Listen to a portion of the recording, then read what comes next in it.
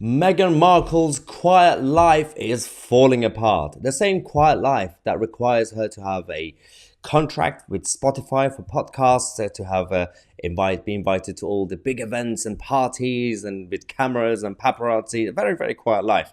Now, the bad news for Spotify is that they're losing so much money and they spend so much money on Meghan Markle and her podcast, and it's not paying off. Oopsie, because who wants to listen to her?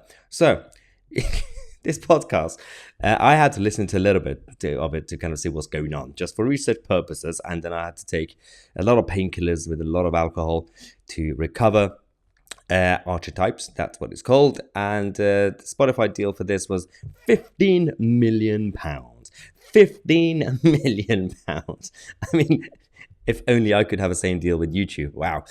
And now the podcast job cuts is going to be 200. 200 people are going to be losing their jobs with all the overspending that Spotify as a company have been making on pet projects like Meghan Markle's program. Not looking too good now, going woke, you will go broke.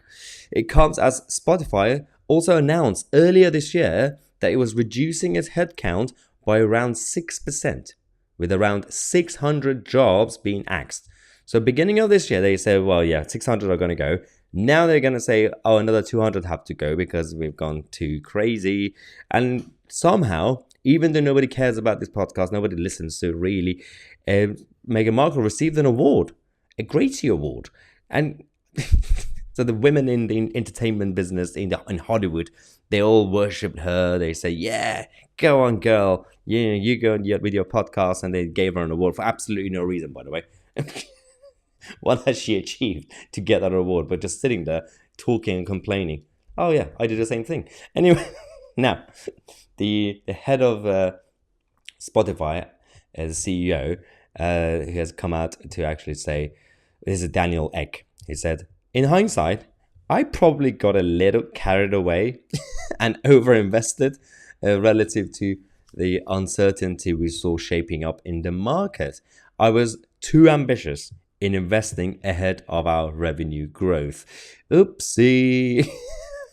So even Daniel Ek is now admitting that, that was a little bit valued and overrated at this point. Why would you give £15 million to Meghan Markle? I mean, why? 15 million for a podcast. It's not even a TV program.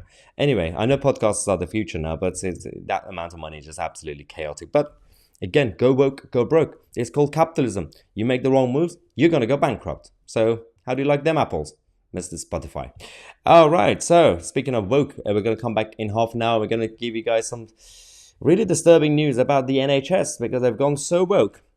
Some of the NHS trusts are facing bankruptcies. At the same time, they're still spending money on diversity programs and rainbow flags because it's Pride Month. Yay! All right, we're going to come back, take a quick break. I'm Mahyar Tousi, and we are the media.